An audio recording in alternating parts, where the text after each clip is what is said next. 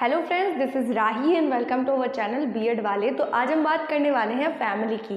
Family के अर्थ की बात करने से पहले हम ये बात कर लें कि फैमिली क्यों इम्पॉर्टेंट है। भाई, चाहे वो जानवर हो, चाहे वो पक्षी हो, चाहे वो कोई इंसेक्ट्स हो या ह्यूमन हो, उसको एक फैमिली की ज़रूरत होती है। क्योंकि अगर हम ह्यूमन्स की बात करें तो ह्यूमन क्या है, जैसे एक परिवार है तो वो क्या करेगा, एक सामाजिक संरचना का काम करेगा, वो मदद करेगा राष्ट्र के निर्माण में। अगर ऐसे ही किसी की फैमिली ना होती, सब ऐसे ही होते तो एक व्यवस्था नहीं बन पाती, है ना। तो सब बिखरे बिखरे रहते। अब प्रत्येक परिवार को अपनी अपनी जिम्मेदारियां दे दी गई हैं कि बालक को पहले उसमें संवेगों का विकास करना है, उसे समाज में किस प्रकार से चलना है उसका विकास करके फिर वो राष्ट्र में जाता है और बाहर की दुनिया को देखता है तो वो उचित प्रकार से व्यवहार कर पाता है ना। तो कुछ गुण उसको परिवार से ऐसे दे दिए जाते हैं जिससे कि वो ठीक ढंग से समाज में खुद को प्रदर्शित कर पाए, खुद को बता पाए, अपने अनुभवों को शेयर कर पाए, है ना। तो क्या है, परिवार का महत्व होता है बालकों में कुछ क्षमताओं को विकसित कर पाना और उनका पालन पोषण करना, ठीक है ना। तो वो जो माता पिता हैं वो क्या करेंगे, बच्चे की देखभाल करेंगे। तो यानी सभी के लिए, चाहे वो ह्यूमंस हो, चाहे वो जानवर हो, चाहे इंसेक्ट्स हो, कोई भी हो, उनको परिवार की ज़रूरत होती है। क्योंकि एक छोटा बच्चा असहाय होता है, उसको वो डिपेंड होता है किसी ना किसी पे। तो क्या है, फैमिली द्वारा उसको क्या किया जाता है, उसको विकसित किया जाता है, उसको थोड़ा पाल पोस के बड़ा किया जाता है ताकि वो खुद पे चलने लगे, या उसकी जो जिम्मेदारियां हैं वो माता पिता उठाते हैं। यही फैमिली है। और क्या करते हैं तो हम देख लेते हैं। तो क्या है परिवार के अर्थ को अब हम समझ रहे हैं। तो परिवार का अर्थ क्या है, परिवार को इंग्लिश में हम फैमिली कहते हैं। और फैमिली शब्द बना हुआ है लैटिन भाषा के फैमुलस से, और फैमुलस का अर्थ होता है नौकर से। पहले जो था, नौकरों को परिवार का हिस्सा माना जाता था, है ना। तो उसी बेस पे यहाँ पे जो है वो फैमिली शब्द का जो अर्थ है वो फैमुलस निकल के आ रहा है। परिवार क्या है, एक सामाजिक समूह है, सामाजिक संस्था है, सामाजिक ढांचा है। जो परिवार है उसी के द्वारा हमारा समाज बनता है। यदि किसी बच्चे की परवरिश नहीं हो पाई है या उसका परिवार नहीं है तो वो राष्ट्र के जो विकास है उसमें बाधा उत्पन्न कर सकता है ना। तो क्या है, एक बच्चे का परिवार में रह के विकसित होना बहुत ज़रूरी है। एक माता एक पिता का होना बहुत ज़रूरी है। वही क्या है, परिवार है, जिसमें एक माता होंगे, एक पिता होंगे, वो और साथ में एक जो बच्चा होगा उससे जो है वो माता पिता का खून का रिश्ता होना चाहिए। एक दो जितने भी उससे जो है माता पिता उनसे खून का रिश्ता होना चाहिए। तो उसको हम क्या कहेंगे, परिवार कहेंगे, ठीक है। अब क्या है भाई, समाज में अगर बच्चा है तो किसकी दायित्व है, माता पिता का दायित्व है ना। तो उसमें कई प्रकार के विकास को करना है। अब हम देखें तो प्राथमिक समूह है। सबसे पहले जब बच्चा उत्पन्न होता है तो वो क्या करता है, क्या समाज में जाके बातचीत करने लगता है, क्या अपने पड़ोस में जाके बात करने लगता है, नहीं ना। तो वो क्या करता है, सबसे पहले अपने परिवार से सीखता है। जो माता कहती है या फिर उनको सुनता है, जो पिता कहते हैं उनको सुनता है, तो वो देख देख के अनुकरण करता है। और जो परिवार वाले जैसा भी परिवार का वातावरण होता है वैसे ही बच्चा क्या करता है, अपने गुणों को विकसित करता है। यानी प्राथमिक समूह है। अगर वो अच्छा व्यवहार कर रहा है तो भी उसने परिवार से सीखा है, अगर वो बुरा व्यवहार कर रहा है तो भी उसने परिवार से ही सीखा है। अगर अब हम बात करें तो जो परिवार है वो अनौपचारिक शिक्षा देता है। अनौपचारिक का मतलब कि जो औपचारिक है उसमें एक निश्चित पाठ्यक्रम होगा, निश्चित समय होगा। हम स्कूल जाते हैं, एक निश्चित समय होता है, एक निश्चित पाठ्यक्रम होता है ना। और बच्चे को बंध के पढ़ना पड़ता है, उसे टाइम देना पड़ता है। लेकिन जो अनौपचारिक शिक्षा है वो ऐसे हो जाती है, जैसे इसमें ना कोई बंध के टाइम देने की जरूरत नहीं है। बच्चा कहीं से भी कुछ भी सीख लेगा, मतलब परिवार में रहकर वो किसी भी तरीके का सीख सकता है, ठीक है। तो जो परिवार में रह के सीखेगा, जैसे उसने मम्मी को रोटी बनाते हुए देखा तो वो ऐसे ही गोल गोल करने लगेगा तो वो सीख लेगा। या पापा को शूलेसेस बांधते देखा, या कोई भी ऐसा काम करते देखा, बहन को ड्राइंग करते देखा, है ना। तो ये क्या है, सारी चीज़ें वो क्या करेगा, अनुकरणित कर लेगा। और उसे किसी ने ज़बरदस्ती नहीं सिखाया, वो उसे इंटरेस्ट खुद से आया और उसने क्या किया, अनुकरण कर लिया जो भी उसने अपने आसपास देखा। अब परिवार के कुछ नियम होते हैं, है ना, कि जैसे हम एग्जाम्पल लें तो अगर घर में कोई बड़ा आया है तो मम्मी कहती है कि इनके पैर छू लो, है ना, नमस्ते कर लो अंकल से। तो ये क्या है, परिवार के अपने कुछ निजी गुण हैं जो तुम्हें, यानी जो बच्चा है पीढ़ी दर पीढ़ी लोगों को मानने ही पड़ते हैं कि ऐसा है तो ऐसा ही माना जाएगा ना। पीढ़ियों से चली आती हैं जो चीज़ें वो माननी पड़ती हैं। तो परिवार के भी अपने कुछ नियम बने हुए हैं तो वो मानना पड़ता है। परिवार के में रह के, तो ये ज़्यादातर कहाँ पाए जाते हैं, भारत में पाए जाते हैं कि अगर कोई बड़े अंकल आए हैं तो आपको नमस्ते या पैर छूना ही छूना पड़ेगा। अब क्या है, शिक्षा को परिवार का पहला गुरु माना जाता है।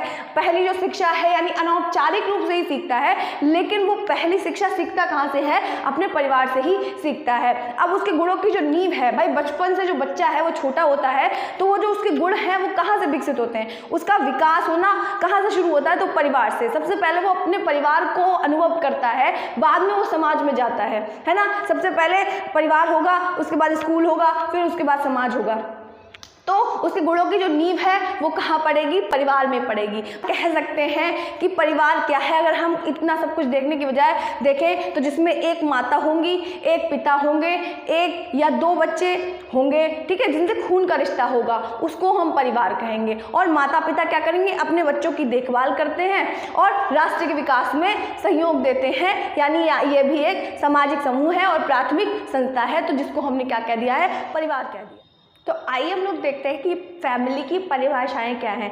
यानी अगर आप लोग बीएड में जब लिखेंगे तो उसमें एक बात हमेशा याद रखिएगा कि प्लीज़ जो परिभाषाएं हैं उनको लिख के ज़रूर आइएगा। मैंने उन परिभाषाओं को थोड़ा सा छोटा कर दिया, कीवर्ड्स को पकड़िए तो आपको वो परिभाषाएं अच्छे से याद हो जाएंगी, क्योंकि जो एग्जामिनर है उसको भी हालांकि ये पता नहीं है कि कौन सी डेफिनेशन किसने लिखी है, तो प्लीज़ डेफिनेशंस का यूज़ ज़रूर कीजिएगा अपनी कॉपी में, और आपको समझने में भी दिक्कत नहीं होगी क्योंकि मैंने कीवर्ड्स को यहाँ पे लिख दिया है। पहले है मैकाइवर, आप नेम याद कर सकते हैं, उसके बाद अपने ही शब्दों में बना के लिख सकते हैं हम। मैकाइवर है, क्लेयर है, बोलार्ड है, कॉमिनियस है, पेस्टोलॉजी है। तो मैकाइवर है वो कहते हैं कि स्त्री और पुरुष के बीच, मतलब जो घर है उसका मतलब क्या है, स्त्री और पुरुष के बीच एक प्रकार का यौन संबंध है जो क्या करता है, बच्चों को उत्पन्न करेगा और उनके पालन पोषण का ध्यान रखेगा। मतलब मैकाइवर के अकॉर्डिंग उनका कहना यह है कि स्त्री और पुरुष क्या करेंगे, बच्चों को उत्पन्न करेंगे और उनका पालन पोषण करेंगे, है ना। तो ये क्या है, परिवार है। परिवार का मतलब वो ये बताते हैं कि जहां स्त्री और पुरुष का आपस में क्या करेंगे, एक प्रकार का यौन संबंध होगा, भाई उन्हीं के द्वारा ही तो एक बच्चा या फिर बालक को उत्पन्न किया जाएगा और उस बालक का ध्यान रखा जाएगा, पालन पोषण किया जाएगा, जिससे कि आगे वो राष्ट्र के निर्माण में सहायता कर सके या एक समाज को विकसित करने में सहायता कर सके। फिर है क्लियर, कहते हैं कि माता पिता के बीच, मतलब घर से मेरा मतलब क्या होता है, यानी तात्पर्य क्या है कि माता पिता के बीच संबंध यानी विद्यमान एक प्रकार के क्या है, एक व्यवस्था है कि माता पिता के बीच में एक संबंध स्थापित होता है क्लियर के अकॉर्डिंग, जिसको हम परिवार का नाम दे रहे हैं। अब बोलार्ड कहते हैं कि मूल सामाजिक संस्था है जो अन्य संस्थानों का विकास करती है। अगर जो माता पिता हैं उस संतान को उत्पन्न ही नहीं करें तो क्या समाज का निर्माण हो सकता है, नहीं ना। तो क्या है, मूल सामाजिक संस्था है, मतलब बुनियाद है एक सामाजिक संगठन की, जिससे क्या होता है, अन्य संस्थानों का निर्माण होता है। सबसे पहले परिवार जरूरी है। अगर परिवार में दो लोग मिलके एक संतान को उत्पन्न नहीं करेंगे तो किस प्रकार से समाज का विकास होगा या समाज की उन्नति कैसे होगी। तो क्या है, उसमें क्या करते हैं, मूल सामाजिक संस्था माना गया है परिवार को, जो अन्य संस्थानों का विकास करता है। अब कॉमिनियस कहते हैं, कॉमिनियस का कहना है कि अब कॉमिनियस का कहना है कि जो विद्यालय है वो माँ के चरणों में होता है। पेस्टोलॉजी कहते हैं कि जो परिवार है उसे शिक्षा का सर्वोत्तम स्थान माना गया है, कि सबसे पहली जो शिक्षा बालक को मिलती है वो शिक्षा सबसे सर्वोत्तम होती है और सबसे अच्छी सीख पाता है उस शिक्षा को। और जो शिक्षा कहाँ से मिलती है, परिवार से मिलती है। परिवार में उसे क्या गुणों को सिखाया जाएगा, किस प्रकार से लोगों को से बात करनी है, कैसे विचार होने चाहिए, कैसा आचरण होने चाहिए, उसके जो व्यक्तित्व का विकास है वो परिवार से ही होना शुरू हो जाता है। तो इनका मानना है, जो पेस्टोलॉजी है वो कहते हैं जो शिक्षा का सर्वोत्तम स्थान है और बालक का प्रथम विद्यालय है। भाई बालक उत्पन्न होते ही अपने जो औपचारिक जो शिक्षा है वो तो ग्रहण नहीं करने लगता, डायरेक्ट स्कूल तो नहीं जाने लगता। तो पेस्टोलॉजी के अकॉर्डिंग जो परिवार है वही उसका पहला विद्यालय है। अब हम देखेंगे कि उसके प्रमुख कार्य क्या है, यानी परिवार है उसके प्रमुख कार्य क्या है, उसकी विशेषताएं क्या हैं, उसके प्रकार क्या है, उसके शैक्षिक परिवार के प्रकार क्या है। सबसे पहले हम देखें तो परिवार को दो भागों में बांटा गया है, एक तो एकल दूसरा है संयुक्त। ठीक है, तो जो एकल परिवार है उसमें क्या होता है, उसको भी दो भागों में डिवाइड किया गया है, एक स्मॉल न्यूक्लियर फैमिली, एक big nuclear family. Small nuclear family में क्या होगा, जहाँ पे मतलब माता पिता हैं, ठीक है, उनके एक या दो बच्चे हैं, एक बच्चा या दो बच्चे हैं। ठीक है, मतलब एक माता हो गए, एक पिता हो गए, जिनके दो बच्चे हैं, तो वो स्मॉल न्यूक्लियर फैमिली में आएगा। या तो माता पिता हो और उनके एक या दो बच्चे हों तो वो स्मॉल न्यूक्लियर फैमिली कही जाएगी। उसके बाद बिग न्यूक्लियर फैमिली की बात करें तो माता पिता होंगे और दो से ज़्यादा बच्चे हों, जैसे एक, दो, तीन। अगर तीन संतानें हैं उनकी या तीन बच्चे हैं तो क्या हो जाएगा, दो से अधिक। जब दो से अधिक हो जाएंगे बच्चे तो उसको हम बिग न्यूक्लियर फैमिली यानी बड़ा एकल परिवार कहेंगे। स्मॉल न्यूक्लियर फैमिली की अगर हम बात करें हैं तो उसको छोटा एकल परिवार कहेंगे। आपको समझ में आया कि जो एकल परिवार है उसको दो भागों में बांटा गया है, छोटा एकल परिवार, बड़ा एकल परिवार। छोटा एकल परिवार क्या होगा, जिसमें दो माता मतलब एक माता एक पिता होंगे और दो बच्चे होंगे या एक बच्चा होगा, तो उसको हम क्या कहेंगे, छोटा एकल परिवार कहेंगे। बड़ा एकल परिवार किसे कहेंगे, जिसमें दो से अधिक संतानें होंगी, उनको हम बड़ा एकल परिवार कहेंगे। अब हम संयुक्त परिवार की बात करें तो संयुक्त परिवार क्या आएगा, जैसे जिसमें दादा और दादी। ठीक है, दादा और दादी के बाद हो गए माता और पिता। ठीक है, उसके बाद में घर में दो बच्चे या दो से अधिक बच्चे, तो उसको हम कहते हैं बिग फैमिली। ठीक है, दादा दादी साथ में रह रहे हैं यानी बाबा और दादी साथ में होंगे और माता पिता होंगे या दो से अधिक बच्चे होंगे, तो उनको हम क्या कहेंगे, बिग फैमिली कहेंगे यानी संयुक्त परिवार कह देंगे। उसके बाद हम जॉइंट फैमिली की बात करें तो जॉइंट फैमिली में सभी आ जाएंगे, चाचा, मामा, ताऊ अगर एक साथ रहते हैं, तो कोई भी बहन, मौसी, बुआ सब साथ में रहेंगे, माता पिता, दादा दादी सब एक साथ रहते हैं, चाचा, ताऊ, मामा, मौसी सब एक साथ रह सकते हैं, उसको हम जॉइंट फैमिली कहते हैं। तो यानी संयुक्त परिवार के भी दो कैटेगरी की गई है, मतलब दो कैटेगरी में उनको डिवाइड किया गया है, एक बिग फैमिली, एक जॉइंट फैमिली। बिग फैमिली में क्या होगा, दादी और बाबा होंगे, माता और पिता होंगे, दो से अधिक बच्चे होंगे, उसको हम बिग फैमिली कहेंगे। जॉइंट फैमिली में क्या है, जॉइंट फैमिली में चाचा, ताऊ, मौसी, कोई भी बुआ सब रह सकते हैं, दादी, बाबा, मम्मी, पापा और बच्चे जितने भी हैं तो सारे जॉइंट फैमिली में आ जाएंगे। अब कुछ स्पेशल कैटेगरी होती हैं फैमिली की। ठीक है भाई, परिवार को दो भागों में डिवाइड कर दिया, आप अलग से भी इसको ऐड कर सकते हो। स्पेशल फैमिली होती है जिसमें हमारा आ जाता है, स्पेशल फैमिली में दो तरीके की स्पेशल फैमिली होती हैं। ठीक है, एक क्या होता है, एक में जो है जब पेरेंट्स में से कोई एक नहीं होता है, मतलब एक खाली माता हो, पापा की डेथ हो गई हो और बच्चा हो, तो उसको स्पेशल फैमिली कह के पुकारा जाएगा। या मम्मी नहीं हो, पापा हो, तब भी उसको स्पेशल फैमिली कहा जाएगा, मतलब माता पिता में से कोई एक का ना होना, तब उसको हम स्पेशल फैमिली कह के बुलाएंगे। या ऐसा भी हो सकता है, कुछ लोग होते हैं जिनकी संतान ही नहीं होती है, जिसमें खाली माता पिता होंगे और बच्चा नहीं होगा, यानी उनका कोई बालक नहीं होगा, उसको भी हम स्पेशल फैमिली कहेंगे। यानी देखते हैं कि परिवार की विशेषताएं क्या हैं। परिवार की विशेषताओं में पहले है कि सदस्यों का दायित्व होता है कि प्रत्येक सदस्य का अपना एक दायित्व होगा परिवार में, चाहे वो दादी हो, बाबा हो, माता हो, पिता हो। ठीक है, तो उनका अपना एक दायित्व होता है बालक के प्रति कि बालक किस तरीके से विकसित हो, सभी का अपना अपना एक दायित्व होगा कि भाई ये परंपरा है। जो पितृसत्ता की अगर हम बात करें तो मतलब ये एक व्यवस्था पहले से ही चली आती है कि पिता जो है वो क्या काम करेगा, वो बाहर जाके धन कमाएगा और जो माता है वो क्या करेंगी, घर में रहकर बच्चे का पालन पोषण करेंगी।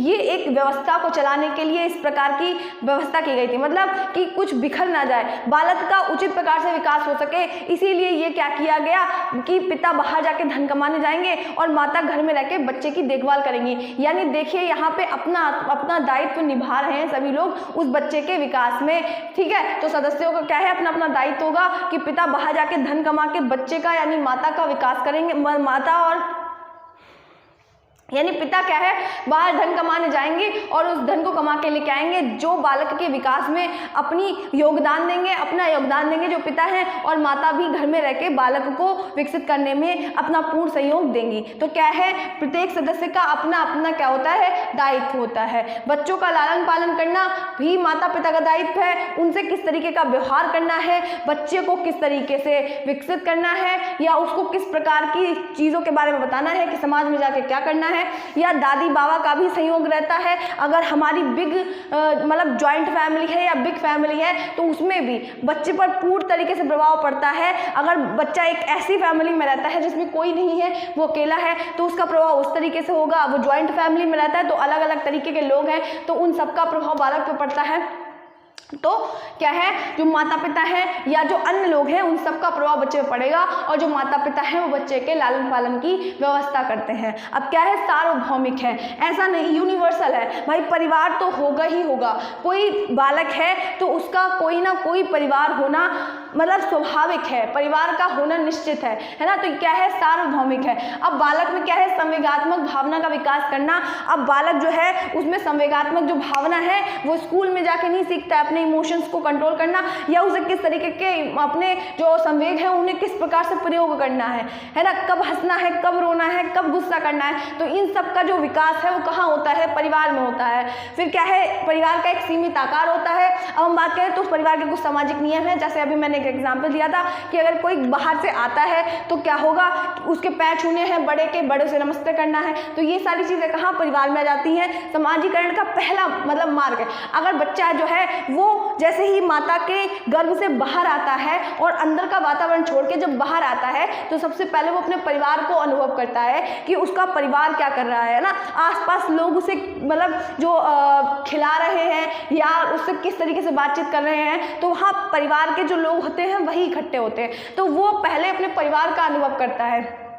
तो उसका पहला समाजीकरण परिवार के द्वारा होता है। फिर क्या है, जो उसके व्यक्तित्व के निर्माण में बहुत अधिक सहायता करता है। देखते हैं परिवार के कुछ प्रमुख कार्य हैं, कुछ शैक्षिक कार्य हैं। तो प्रमुख कार्य क्या है, सामाजिक कार्य है, आर्थिक कार्य है, नागरिक कार्य है, नैतिक कार्य है, धार्मिक एवं सांस्कृतिक कार्य है। सामाजिक कार्य में क्या होगा, जो व्यक्ति है उसके व्यक्तित्व का विकास होगा और उसे सोचने पे मजबूर कर दिया जाएगा। मजबूर क्या, इस तरीके से उसको विकसित किया जाएगा जिससे उसकी जो पर्सनैलिटी है, उसका जो व्यक्तित्व है वो अच्छा हो सके, समृद्ध हो सके, है ना, सम्मान हो सके और लोगों के लिए प्रभावशाली हो सके उसका जो व्यक्तित्व है। और उसमें जो है वो गंभीर चिंतन की भावना का विकास करना है। जो हमारा परिवार का सामाजिक कार्य है उसमें क्या होता है कि व्यक्तित्व का विकास अच्छे से होगा, जिससे कि वो समाज में खुद को प्रभावशीलता ला सके और खुद की वृद्धि कर सके, और जिससे कि खुद के विचारों के द्वारा समाज को जो है वो विकसित कर सके, उसको आगे बढ़ा सके और गंभीर चिंतन कर सके कि उसे अपने आगे आने वाले समय में किन प्रकार के कार्यों को करना है और किस प्रकार अपने राष्ट्र को आगे ले जाना है।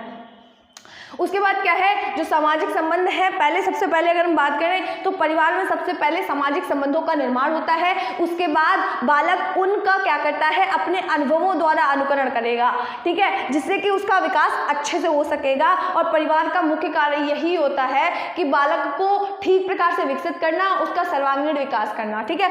और अब हम बात करें तो आर्थिक कार्य क्या है कि परिवार का मतलब कार्य क्या होगा कि व्यावसायिक और जो उनके कौशल हैं उनका विकास करना। जैसे अब अगर हम देखें तो भाई व्यावसायिक और कौशलों का विकास करना मतलब प्राविधिक जो कौशल हैं उनका विकास करना। जैसे जो लड़कियां हैं वो ज़्यादातर देखकर अपनी माताओं को देखकर सीखती हैं और जो लड़के हैं वो अपने पिता को देखकर सीखते हैं, ठीक है। कुछ भी माताओं को जो भी करते देखा वो लड़कियों ने सीख लिया, जो पिता को करते देखा लड़कों ने वो जो लड़कों ने पिता को करते देखा वो लड़कों ने सीख लिया। अब अगर हम बात करें लड़कियों की, तो लड़कियों के लिए वो शिक्षित हों या ना हो, उनके लिए ये इम्पॉर्टेंट हो जाता है, उनके लिए महत्वपूर्ण हो जाता है कि उन्हें घर की देखभाल करनी ही पड़ेगी, यानी घर के कार्यों को आना ही चाहिए। क्योंकि ये परंपरा कह ले या कुछ भी कह ले कि जो पुरुष हैं उनसे अच्छी देखभाल बालकों की महिलाएं ही कर सकती हैं। उनमें जो है वो संवेगात्मक जो भावना है वो अधिक पाई जाती है, वो उचित प्रकार से बालकों का विकास कर सकती हैं, उनकी देखभाल, उनका पालन पोषण कर सकती हैं, ठीक है। तो क्या है इसमें अगर हम देखें तो आर्थिक जो कार्य है उसमें भाई लड़के जो हैं वो पिता से सीखेंगे, ऐसा धारणा है। मतलब पता नहीं, हो सकता है जो लड़कियां हैं वो अपने पिता को देख के भी सीखती हों, क्योंकि सीखते ही हैं, क्योंकि बच्चा तो जिसको देखेगा उसका अनुकरण करता है ना। लेकिन ऐसी धारणा मानी गई है कि जो बालिकाएं हैं वो माता से सीखेंगी और जो बालक हैं वो अपने पिता से सीखेंगे। और जो अशिक्षित हैं, भले ही वो पढ़ी लिखी हो या ना पढ़ी लिखी हो, जो महिलाएं हैं उनको घर के कामों को आना चाहिए। ऐसा क्योंकि जो बच्चे हैं उनको पालना या फिर उनका पालन पोषण करना महिलाओं को आना चाहिए। ये क्या है, परिवार का आर्थिक कार्य है। अब नागरिक कार्य की बात करें तो समाज में किस तरीके का व्यवहार करना है, एक अच्छा नागरिक कैसे बनना है, उसकी भावना का विकास करना है। क्योंकि नागरिकता का जो पहला पाठ है वो बालक अपने परिवार से ही सीखता है। उसमें विचारों की उत्पत्ति होती है और वो स्वतंत्र रूप से सीख सकता है। भाई जब वो विद्यालय में जाता है तो वो स्वतंत्र रूप से नहीं सीखता है ना, उसमें दबाव डाले जाते हैं या वो उलझ के रह जाता है। लेकिन परिवार में रहकर वो क्या है, फ्री माइंडेड होकर सीखता है, अनौपचारिक रूप से शिक्षा को ग्रहण करता है ना। तो क्या है उसमें क्या होता है, विचारों की उत्पत्ति होती है और वो उचित प्रकार से खुद का विकास कर पाता है। उसके बाद धार्मिक एवं सांस्कृतिक विकास की बात करें तो लोगों से उदारता, भाई कोई जानवर है तो उसे नहीं मारना है, ये उसमें सहानुभूति की भावना है, उसमें दया की भावना है, मानवता की भावना है कि एक दूसरे के प्रति कैसा व्यवहार करना है। एक मनुष्य को दूसरे मनुष्य से लड़ना झगड़ना नहीं है, कैसे व्यवहार करना है, उनकी मदद करनी है, कोई गिर गया है तो उसको उठाना है। तो क्या है उसको, उसमें क्या है, मानवता की भावना का विकास करना है। उसका स्वभाव कैसा होगा, अच्छे स्वभाव का विकास करना है। उसमें धर्म एवं संस्कृति की भावना का, अपनी सभ्यता को बताना है। तो क्या है, ये सभी कार्य क्या होते हैं, परिवार के धार्मिक एवं सांस्कृतिक कार्य है कि बच्चे को क्या करना है, एक पूर्ण रूप से विकसित कर देना है कि वो बाहर जाके उद्दंडता ना फैलाए। ठीक है, तो जिन बच्चों के पास माता पिता नहीं होते या बिछड़ जाते हैं तो आप उन बच्चों का एग्जाम्पल ले सकते हैं कि वो किस प्रकार से कैसी स्थिति में होते हैं या उनका व्यवहार कैसा हो जाता है ना। तो वो एक तरीके से बाल अपराधी की श्रेणी में भी आ जाते हैं ना। तो उसके लिए भी सरकार ने कई सारी व्यवस्थाएं करवाई हुई हैं। सॉरी। अब हमारे शैक्षिक कार्य आ जाते हैं। मतलब जो शैक्षिक कार्य है वो क्या है, बालक को संपूर्णता का एहसास करवाना। भाई एक बालक ही कह लें या कोई हम व्यक्ति कह लें, तो अगर शिक्षा नहीं है तो सब बेकार है। जिस प्रकार से खाना जरूरी है, जिस प्रकार से पानी पीना जरूरी है, उसी प्रकार से शिक्षा जरूरी है। अगर शिक्षित नहीं है, चाहे वो अनौपचारिक शिक्षा ले, औपचारिक शिक्षा ले, अगर उसे किसी चीज़ का ज्ञान नहीं है तो वो मात्र एक पशु के समान है। जैसे जानवर है ना, वैसे ही एक ह्यूमन है, क्योंकि वो भी तो एक जीव है ना। अगर वो शिक्षित नहीं है, उसे ज्ञान नहीं है चीज़ों का, तो क्या है, वो एक पशु मात्र है। भाई शिक्षा के द्वारा वो अपनी संस्कृति को संस्कृति का हस्तांतरण पीढ़ी दर पीढ़ी करेगा ना, अपनी जो भावनाएं हैं उनको बताएगा, जो उसके अच्छे विचार हैं। तो संप्रेषण भी अच्छा होगा अगर वो शिक्षित हो पाएगा ना, विचारों का, भावों का आदान प्रदान अच्छे से कर पाएगा। तो क्या है, शिक्षा जो है वो मनुष्य को संपूर्ण बनाती है, उसका एहसास दिलाती है। और परिवार जो है वो प्रभावशाली अभिसरण है, यानी परिवार में जो है वो पहली शिक्षा को ग्रहण करता है और वो उचित प्रकार से विकसित होता है, क्योंकि परिवार में वो पहली बार जो है वो चीज़ों को सीखना शुरू करता है। और जो कह लो, मतलब कई मनोवैज्ञानिकों का मानना है जो 5 साल तक का बच्चा है वो चीज़ों को बहुत तेजी से ऑब्जर्व करता है, चाहे वो परिवार का माहौल गलत हो या सही हो। अगर वातावरण इस तरीके का है जो बच्चे को राष्ट्र के निर्माण में सहायता करेगा या बच्चे के विकास में सहायता करेगा, यानी शिक्षित अच्छे से हो पाए बालक, उसे पूर्णता का एहसास हो पाए, संपूर्णता का एहसास हो पाए कि हम भी कुछ कर सकते हैं, हमारे अंदर भी राष्ट्र को विकसित करने की, मतलब आगे समाज में जो है वो लोगों का कल्याण करने की भावना है। तो क्या है, बालकों को संपूर्णता का एहसास दिलवाना परिवार, उसमें परिवार का एक अहम रोल होता है। फिर क्या है, बालकों की शिक्षा परिवार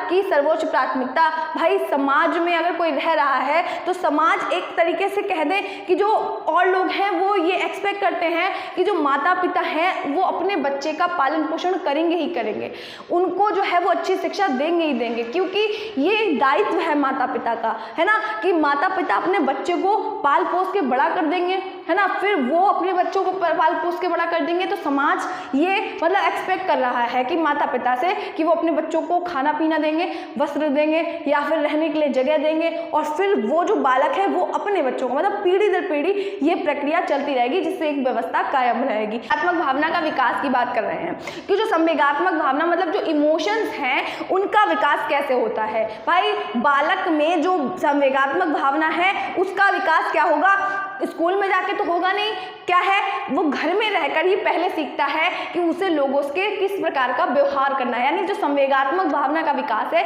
उसका विकास सबसे पहले वो घर में यानी परिवार में रहकर सीखता है, ना कि स्कूल में जाके। ठीक है, तो क्या है व्यक्तित्व निर्माण की अगर हम बात करें तो जो व्यक्तित्व निर्माण है भाई, जो बालक है उसे अपने परिवार से हट के काम नहीं कर सकता। क्यों?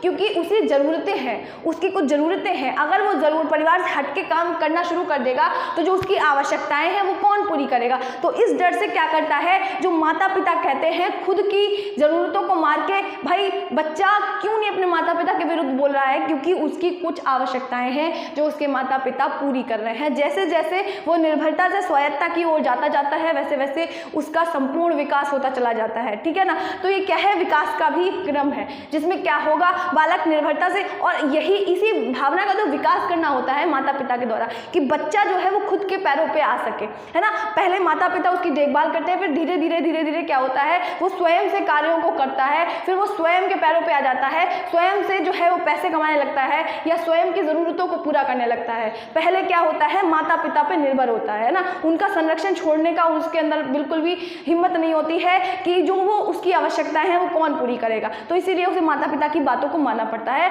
और माता पिता क्या करते हैं, उसके व्यक्तित्व के निर्माण में सहायता करते हैं। पहले उसे संपूर्ण जो है वस्तुओं की मतलब उसकी ज़रूरतें पूरी करते हैं, फिर धीरे धीरे उसे स्वायत्ता की ओर लेके जाते हैं। अब क्या है, सामाजिक व सांस्कृतिक विकास। भाई जो परंपराएं चली आ रही हैं, अलग किसी जो धर्म है उसमें कुछ और परंपराएं हैं, या हिंदू जो धर्म है उसमें अलग परंपराएं हैं, मुस्लिम धर्म में अलग परंपराएं हैं, तो बालक जिस भी परिवार में, चाहे वो सिख हो गया, जैन हो गए, बौद्ध हो गए, तो अलग अलग धर्मों में अलग अलग परंपराएं हैं, अलग अलग परंपराओं को सीखता है परिवार में रह के कि वहाँ किस प्रकार के त्यौहार मनाए जा रहे हैं, किस प्रकार के भाई प्रारंभिक ज्ञान क्या करेगा, वो वहीं से तो प्राप्त करेगा। अगर होली मनाई जा रही है तो उसने देखा, परिवार में देखा कि किस प्रकार से होली मनाई जाती है। भाई किसी के गुजिया बनती है, किसी का कुछ और होता है, दिवाली पे किसी का कुछ होता है, रंगोली बनाई जाती है, किसी की ऐसे ही पूजा की जाती है ना। तो क्या है, परिवार में रहकर वो प्रारंभिक ज्ञान को प्राप्त करता है, जो उसके भाई कहीं कहीं गाना गाया जाता है ना, लोकगीत जो होते हैं, तो कहीं अलग लोकगीत गाए जाते हैं, कहीं अलग लोकगीत गाए जाते हैं, क्षेत्रीय गीत अलग होते हैं, किसी किसी में पहनावा अलग होता है। तो ये सारी चीज़ें क्या है, तो बालक कहाँ से सीखेगा, परिवार से सीखेगा, है ना। तो ये है जाति है, धर्म है, जो संप्रदाय बने हुए हैं जो समाज में, उनका सम्मान कैसे करना है, उनके साथ व्यवहार कैसे करना है, इन सब का विकास बालक में परिवार के द्वारा ही होता है। अब हम अगला देखते हैं, छठा, परिवार का महत्व जानना। भाई बालक को ये बात का एहसास दिलवाना कि उसे आगे जाके भी अपने एक परिवार को संभालना है। मतलब एक जैसे पशु है या जो जानवर है, शिक्षा का मतलब जो परिवार है उसका तो उद्देश्य ये रहा ही है, लेकिन बालक को औपचारिक शिक्षा को जब माता पिता ग्रहण करवाते हैं तो वो जो पाठ्यक्रम होता है उसमें भी कई प्रकार से यही बताया जाता है कि परिवार का क्या महत्व है। उसे पाठ्यक्रम में भी पढ़ाया जाता है और माता पिता द्वारा भी बताया जाता है कि जो एक जानवर है या जो इंसेक्ट्स हैं या ह्यूमन है, उन सभी के लिए परिवार का एक मतलब महत्व होता ही है कि सभी को परिवार की आवश्यकता होती है अपनी आवश्यकताओं के लिए। ठीक है, तो आगे जाके उसे भी अपने परिवार का निर्माण करना है और उसका विकास कैसे करना है ना, उसको विकसित कैसे करना है, तो ये वाली जो भावना है उसमें विकसित करना, उसे सारी जानकारी देना, है ना। लेकिन जो जानवर है उससे ज़्यादा अधिक आवश्यकता होती है ह्यूमन को परिवार की, यानी जो मानव है उनको परिवार की अधिक आवश्यकता होती है, इस बात से उसे अवगत करवाना। फिर क्या है, आत्मविश्वास की भावना का विकास है। जो आत्मविश्वास की भावना है वो बचपन से ही बच्चे में नींव पड़ जाती है, और अगर परिवार का वातावरण ऐसा ना हो या किसी कारणों से उसमें आत्मविश्वास की भावना ना आ पाए, सेल्फ कॉन्फिडेंस जिसको बोल रहे हैं ना, तो अगर नहीं आ पाती है, वो झिझकता है लोगों के सामने, माता पिता द्वारा उसे बार बार तिरस्कृत किया जाता है, या वो छोटे मोटे काम कर रहा है मतलब फ्री छोड़ दो, वो अगर किसी काम को करने की कोशिश कर रहा है तो उसको करने दिया जाए, यदि नहीं करने दिया जाता है या उसे बार बार टोका जाता है तो उसमें सेल्फ कॉन्फिडेंस की कमी आ जाती है ना, तो अगर नहीं उसमें विकसित हो पाती तो आगे जाके काफ़ी कठिनाई हो जाती है। ऐसे लोग बड़े शर्मीले हो जाते हैं ना, अपनी बातों को कहने में झिझक जाते हैं। तो परिवार का एक कार्य यह भी है कि बच्चे में आत्मविश्वास की भावना को विकसित करना। उसके बाद व्यवहारिक एवं व्यावसायिक ज्ञान। तो जो व्यवहारिक एवं व्यावसायिक ज्ञान है, पहले क्या होता था कि राजा का बेटा राजा बनता था, यानी जो पिता का कार्य है वो बालक संभालेंगे। कई जगहों पे आज भी ये चलता है कि जो पिता के काम है वो बच्चे संभालेंगे। लेकिन वर्तमान समय में ऐसा हो गया है कि कुछ शिक्षित व्यक्ति हैं, है ना भाई, उनके पापा कम पढ़े हैं तो उनके जो बालक हैं उन्होंने अपने बालकों को अच्छी शिक्षा दे दी, तो वो जो पिता है वो अपने बच्चों को काम नहीं बताते। बालक अपने मनपसंद से जो उसकी योग्यता है उसके अनुसार अपने कामों को चुनेगा, उसे जो पसंद आता है वो उस फील्ड को चुन लेता है और उसमें काम करना शुरू करता है। जैसे पहले क्या था कि अगर कोई किसान है तो उसका बेटा खेती ही करेगा। भाई वो अपने बेटे को, आज भी है, ऐसा नहीं है कि लोग अपने पापा का मतलब जो बिजनेस है वो नहीं संभालते या अपने पापा के पीछे या फिर जो उनके पापा काम कर रहे हैं वो नहीं करते। लेकिन समय के अनुसार क्या किया, जिस प्रकार की बालक की योग्यता है, बालकों को जो पसंद होता है, जितना वो पढ़ा लिखा है, जिस प्रकार से उसका इंटरेस्ट है, वो उस प्रकार से क्षेत्र को चुन लेता है और अपना विकास करता है और राष्ट्र के निर्माण में अपना योगदान देता है। तो आज हमने पढ़ा फैमिली क्या है। अगर आपको ये वीडियो अच्छी लगी हो तो वीडियो को लाइक करें और चैनल को सब्सक्राइब करना मत भूलिएगा। मिलते हैं नेक्स्ट वीडियो में।